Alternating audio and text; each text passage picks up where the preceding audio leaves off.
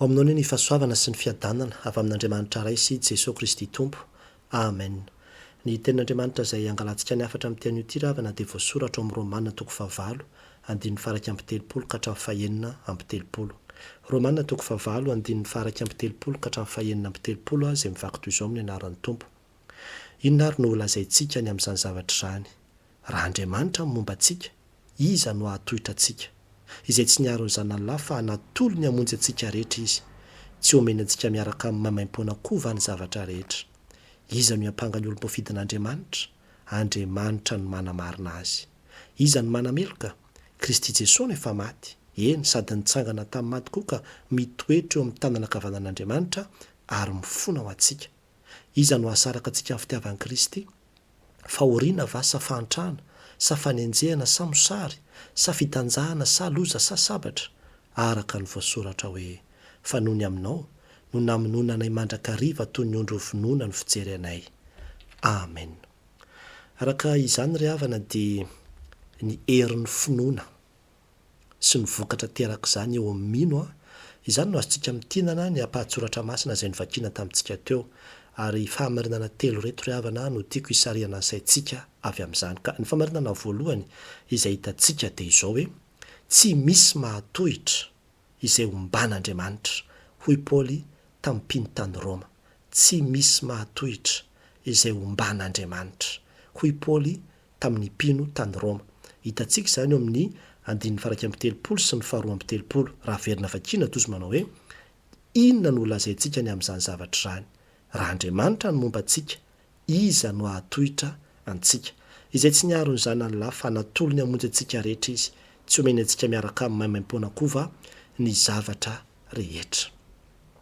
Eto tsika ravana dia mahita ilay toko izay anisan'ny sarobidy indrindra ao anatin'ny Baiboly, ity Romanina 9 ity. Ary ny bokin'ny Romanina moa dia nisoratana mba ahafahana manazava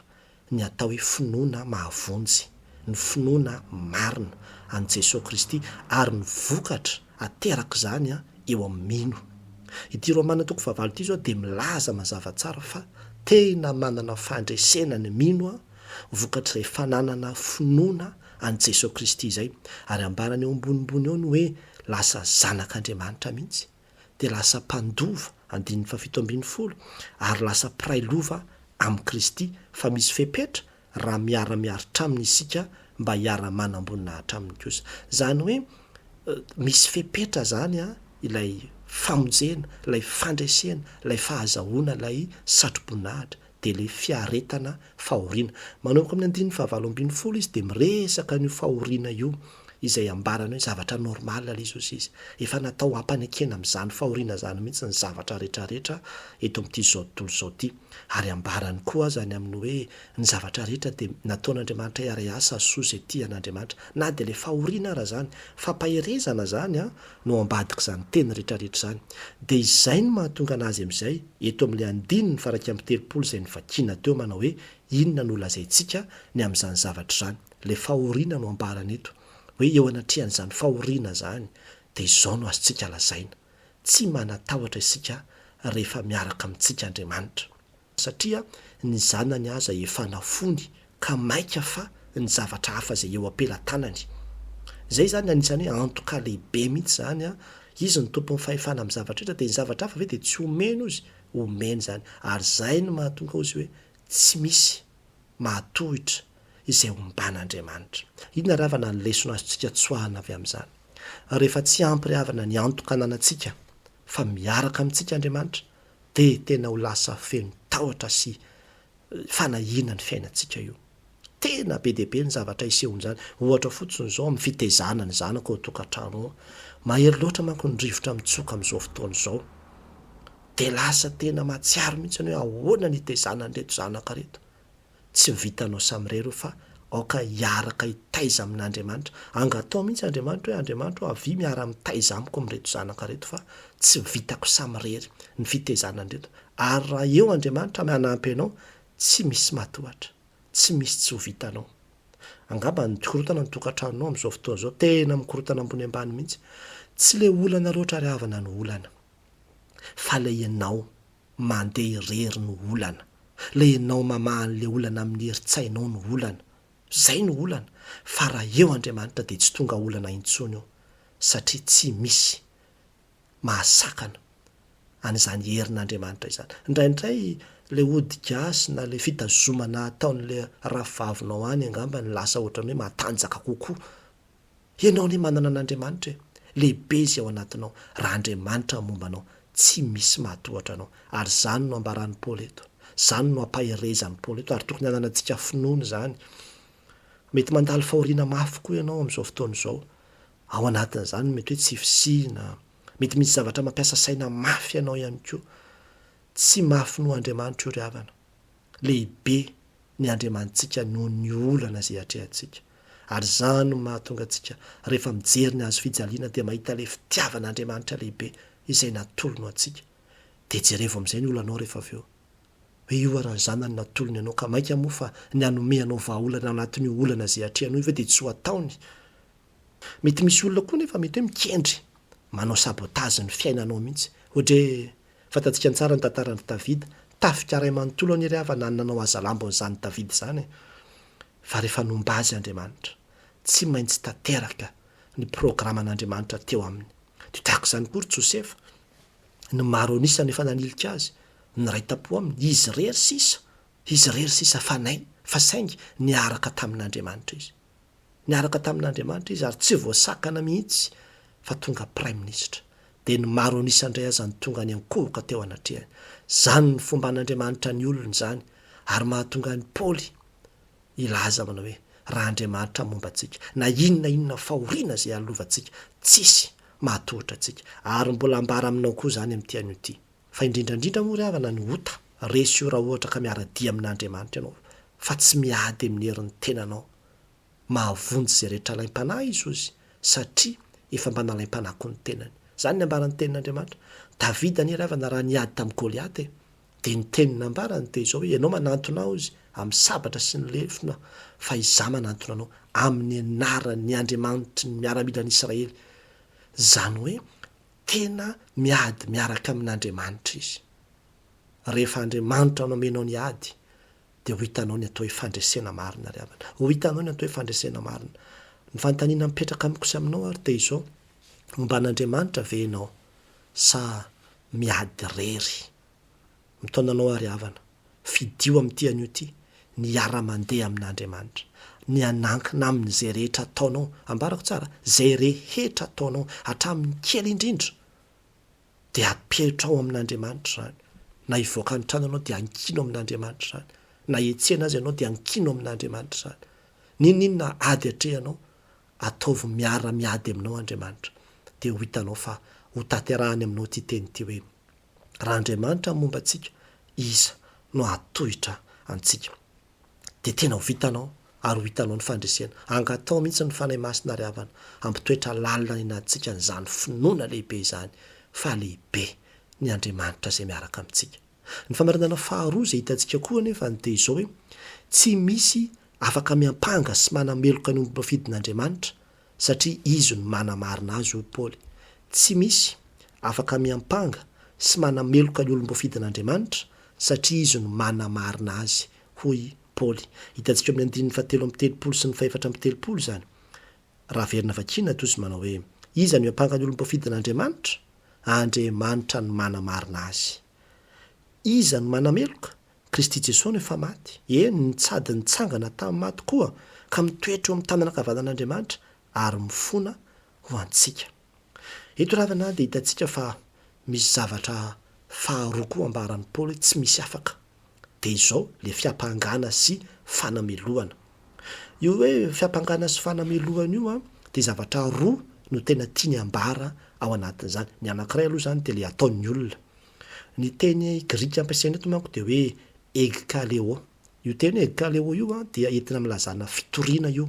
zany hoe mametraka fitoriana any amin'ny tribunaly mihitsy. Io zany ilay fanenjehana izay ataon'ny olona. Olona tena olona mihitsy zany dia izay le fiampangana zay dia efa ambaran'ny Paoly sahady manao hoe raha olombafidin'Andriamanitra ianao ka ampangain'ny olona, na enjehan'ny olona, na torian'ny olona, na haratsian'ny olona, aza matahotra fa Andriamanitra manamarina anao. Zany ny ambarany eto. Fa ny anankiray koa dia ilay ataon'ny Satana. le ataony satana koa izay ambaran'ny apokalipsy toko faharoambin'ny folo andininy fahafolo hoe lay mpiampanga ny rahalahy eo anatrehan'andriamanitra andro hamanalina zay le devoly zay eo anatrehan'andriamanitra tahaka nataony tamin'ny joba zao kanefany tsy eo anatrehan'andriamanitra ihany fa eo anatrehan'ny olona ihany koa zany hoe satana ihany koa de miampanga ny olona eo anatrehany zany hoe averiny eo anatin'ny sain'le olona dolo ny fahadalàna sy ny faratsiana vitan'le olona mba ahatonga an'le olona ho kivy sy ketraka nefa eo anatrehan'izany toy paoly hoe tsy afaka manao an'izany tsisy afaka manao an'izany na iza ny antony manome antony efatra izy ilazany hoe tsisy afaka manao an'izany ozy am'mino ny anankiray de satria ny fahafatesan'i Jesosy Kristy ozy ny fahafatesan'i Jesosy Kristy araka ny ambarany eo araka ny voasoratra andininy fefatra amby telopolo Jesosy Kristy io no efa maty zany hoe fahafatesan'i Jesosy Kristy io de midika fa efa nalohan'i Jesosy Kristy ny trosa ny sazo tokony ho an'ny olona zany de efa zakan'i Jesosy Kristy daholo efa nentiny ary zay no mataony hoe tsisy fanamelohana antsony ho an'izay ao amin'ny Kristy Jesosy any amin'ny tendininy voalohany amin'ity toko fahavalo ty izy miresaka an'izany ny faharoa ny fitsanganan'i Jesosy tamin'ny maty io koa zany no profo maneho fa neken'Andriamanitra ny sorona zay nataon'i Jesosy Kristy ary resy ny fahafatesana sy ny ota raha tsy neken'Andriamanitra ny sorona zay nataony tsy nitsangana izy fa satria hita fa neken'Andriamanitra le sorona zay nataony de natsangan'Andriamanitra izy ka izay fitsanganan'i Jesosy Kristy amin'ny maty zay zany de profo mivaingana ihany koa zay fa resy le fahafatesana ary resy ny ota ary zay no mahatonga ny hoe tsisy afaka manameloka sy miapanganareo tsony Paoly satria efa resy zay niampangananareo ny fahatelo de ny fisandratan'i Jesosy Kristy ambarany eo manao hoe zay mitoetra eo amin'ny tanana ankavanan'Andriamanitra zany hoe manana hery sy fahefana Jesosy Kristy ka tsisy afaka hiapanga ananan'i Jesosy ny hery sy ny fahefana rehetrarehetra ary ny farany de zao hoe mifona ho atsika ozy izy le fifonan'i Jesosy Kristy zany no maneho hoe manana mpisolo vava avoka ny mino ka io avoka io no miaro azy na misy azy ny fiampangana izay atao aminy Jesosy zany eo anatrehany ray de mampiseho fa efa voasasany tamin'ny rany ny mino azy zany no ambarany eto ka ireo zavatra rehetrarehetra reo no ambaran'ny Paoly zany hoe antony tsy tokony hieverina ntsony iza manam-piapanga iza manaholo ka aza mirarahany zany efa maty Jesosy efa nitsangana Jesosy efa misandratra Jesosy mifona ho anao Jesosy aza mirarahany am'izany fa efa voalohany daholy ary efa voavidiny tamin'ny rany ianao ary efa misolo vavanao miaro anao anatrehan'Andriamanitra izy ka aza manahy inona ry havana ny lesona antsika tsoahana avy am'izany tsy mbola miova nery havana zany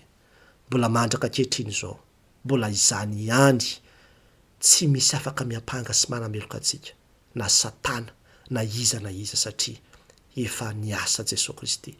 mba hatonga ho atsika ho amarininy izy mihitsy ny manamarina atsika angamba mety endrikendrehan'ny olona ianao mety aratsiny ny olona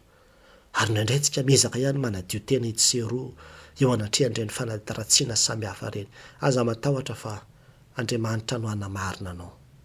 ary ho avy ny fotoana mbola wasihoan'Andriamanitra zay fahamarinanao zay mety fisaka izy de tsy hitan'ny olona fa izao ny marina tsy mba maty ary tsy maintsy mivoaka io ho aseho an'Andriamanitra fa ianao no manana ny fahamarinana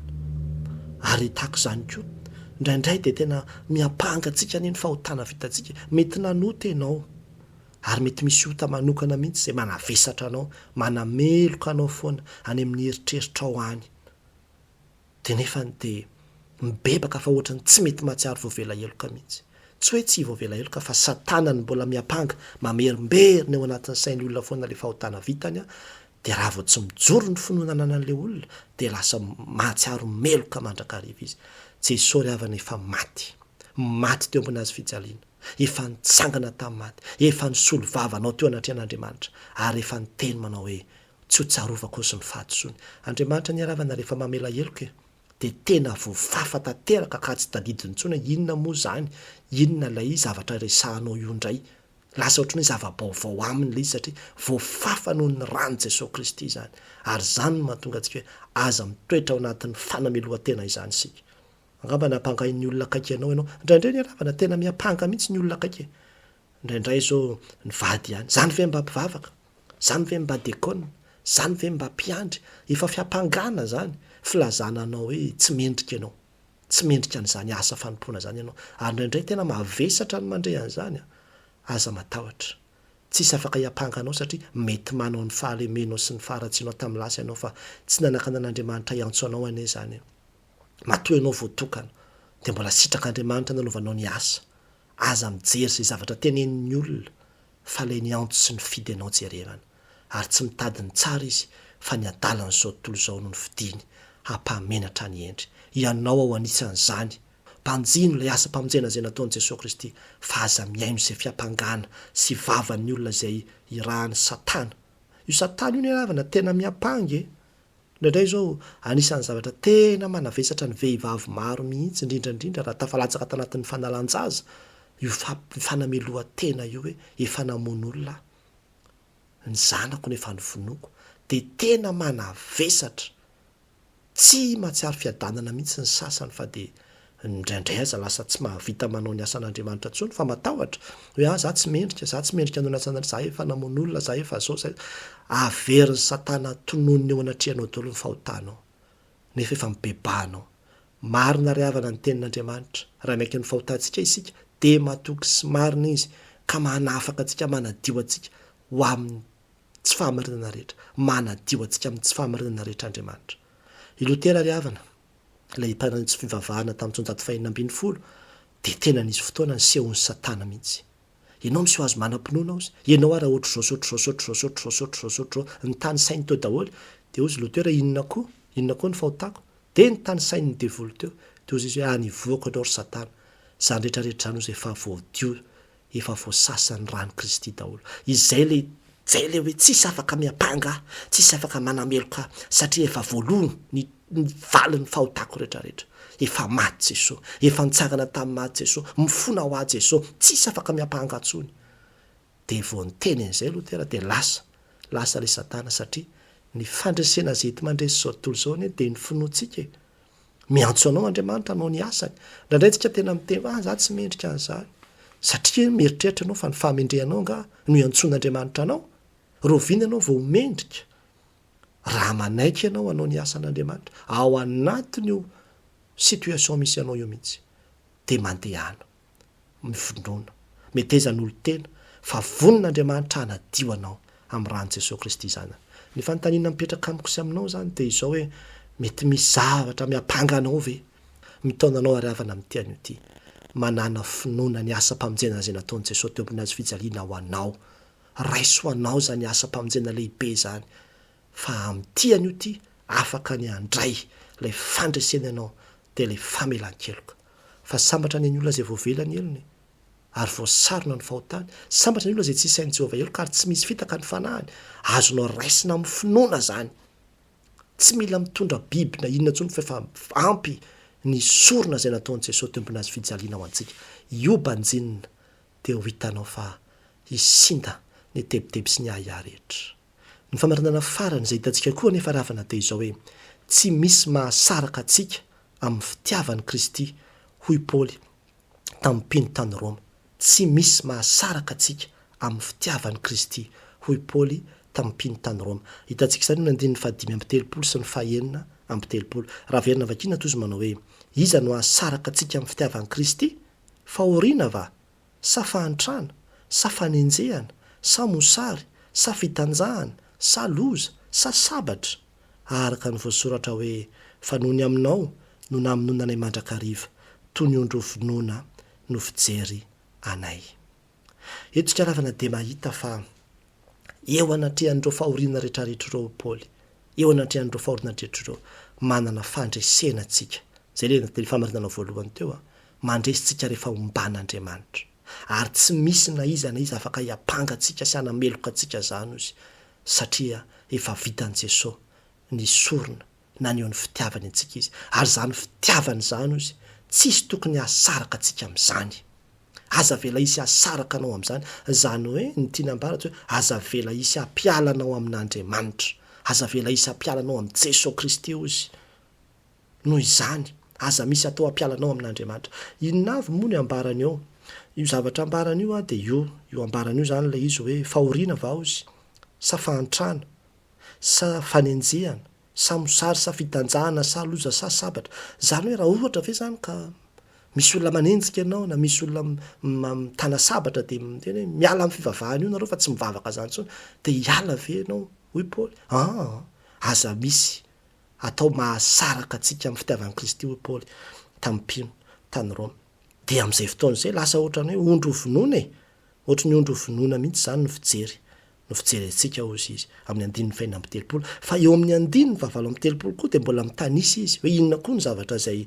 tsy alantsika amin'Andriamanitra mihitsy na miseho ary toy izay hoe ny fahafatesana ny fiainana na anjely na fanapahana na zavatra kehitriny na zavatra ho avy na ambony na ambany na inona amin'izao zavatra rehetrarehetra zao izy de tsy ahasaraka atsika amin'ny fitiavan'Andriamanitra ao amin'ny Kristy Jesosy zany rehetrarehetra zany inona ravana ny lesona izay azontsika tsoahana avy amin'izany isika koa ry havana isika koa aoka tsika itenen'izany mihitsy hoe tsisy ahasaraka amin'ny Jesosy Kristy zany ny tonkirantsika inona no ahasaraka amin'ny fitiavanao Jesosy be deaibe anefa ravana mampalahelo zavatra kely foana de mampiala ny olona amin'Andriamanitra rehefa tsy mahazo valimbavaka ny olona sasany de ohatrany tsy misy zao Andriamanitra zao ohatrany tsy mamaly vavaka zao Andriamanitra zao de miala amin'ny finoana miala amin'Andriamanitra de lasa mandeha makaiza lasa mandeha manompo zavatra hafa mitady famonjenany amin'ny zavatra hafa na koa mety tsy misy vola zay le hoe fahantrana va mosary na koa mety aretina mihitsy fahoriana va ho saloza ndraindray misy aretina ravana zay tena hoe masika tsy hita hoe ahoana ny anaovana an'ilay aretina ary tena mafy ny fanaintainana eo anatrehan'izany de tena hoe lasa tsy voatazon'ny olona tsony ny finoanan'i Jesosy Kristy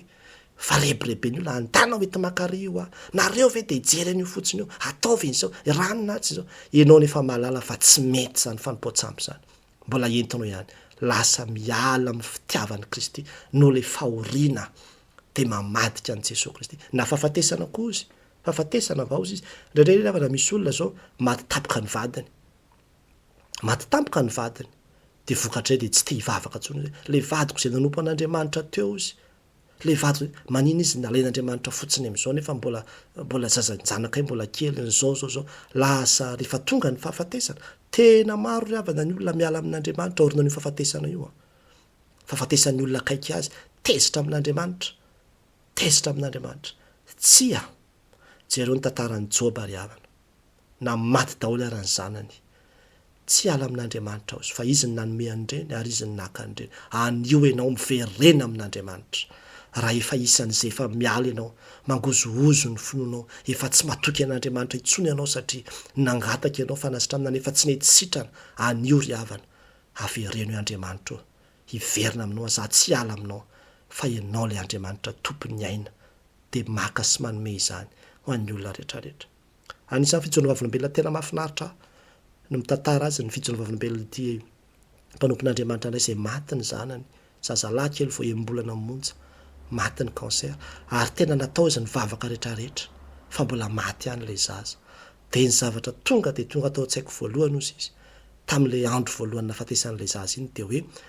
ohatrany hoe te hiala amin'Andriamanitra zany hoe fa ahoana ohatrany te hametra-panontaniana goavana be fa izao izy ny teneniko hoe tsy omeko anao ry Satana ny fandresena tsy avelako andresy ianao fa omeko an' Jesosy Kristy ny fandresena ao anatin'izao toe-javatra zao de nanomezany voninahitra an'Andriamanitra ary ny saorany an'Andriamanitra nandraisany an'io vahiny io izay nambarany hoe anjely kely namangy anay nandritra ny enim-bolana ozy tena tsara zany témoignage zany tena tsara zany kotsika kristiana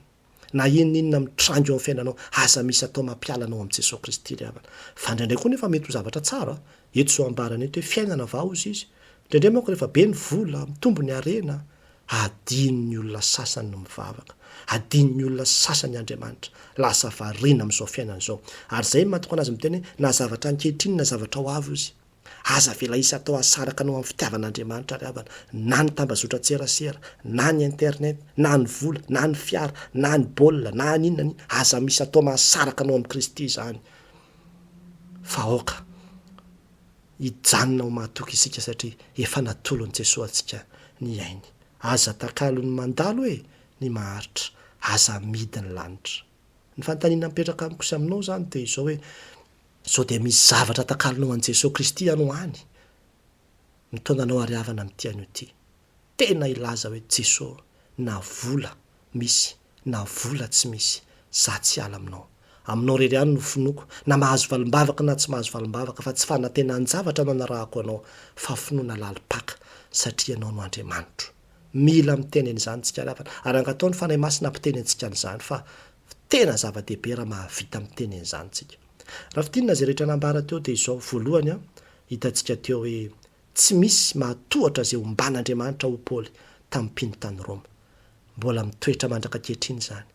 Miarah amin'Andriamanitra manao ny zavatra rehetrarehetra dia ho hitanao fa tsisy atohatra anao na izay rehetrarehetra mitsangana ho fahavalonao ary. Misy fetra ny herin'olombelona fa ny herin'Andriamanitra ihany ny tsy hatohaina. Ny faharoa, tsy misy afaka miapanga sy manameloka ny olom-boafidin'Andriamanitra satria izy no manamarina azy hoy Paoly. Ianao koa ry havana, esory ny fanamelohan-tena, esory ny fanamelohan-tena fa averiko ihany ilay andininy voalohany amin'ny toko 9 tsy misy fanamelohanao izy ho an'izao amin'ny Kristy Jesosy. Raiso ny famelan-keloka izay omen'Andriamanitra anao amin'ny alalan'i Jesosy Kristy izay maty, nitsangana tamin'ny maty, misandratry eo ankavanan'Andriamanitra ary mifonao anao. Efa voalohany ny fahotanao. Raha mino anao dia azonao ny fandresena ny famelan-keloka. Ary ny farany dia izao hoe